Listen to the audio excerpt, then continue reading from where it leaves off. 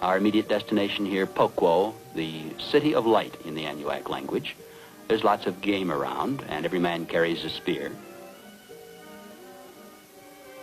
The main activity of the day begins at 9:30 for the men as they all gather under the biggest shade tree in town where they'll spend the rest of the day, lying here peacefully on these sleeping mats with the wooden pillow rests. After all, it's about 130 degrees out in the sun. You can't blame them, I guess. Very sensible. The Barrow River is right here alongside the village, and so the women come down and get the water. And since the men must survive under this big shade tree, they bring them food and water at intervals. And that's all that the men do all day long? That's all they do. Sit around? Just take it easy. You notice how the women are decorated here with the scar tissue. A little junior with his beads looking out wide-eyed at the world.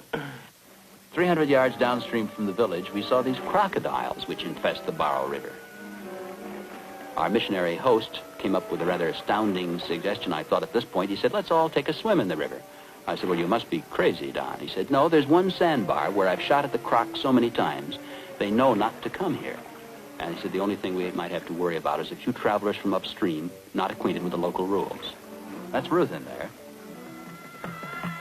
Drums called us out of the river soon afterward, and we discovered that a dance was being held in our honor.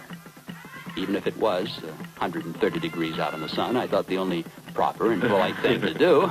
Is that you there? That's me.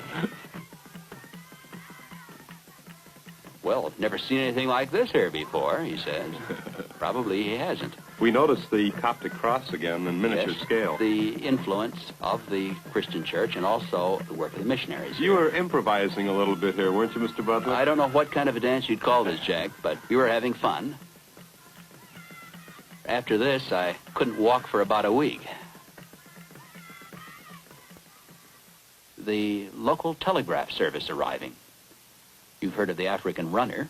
Well, here he is. Handing his telegram on the traditional forked stick to our host, Don McClure.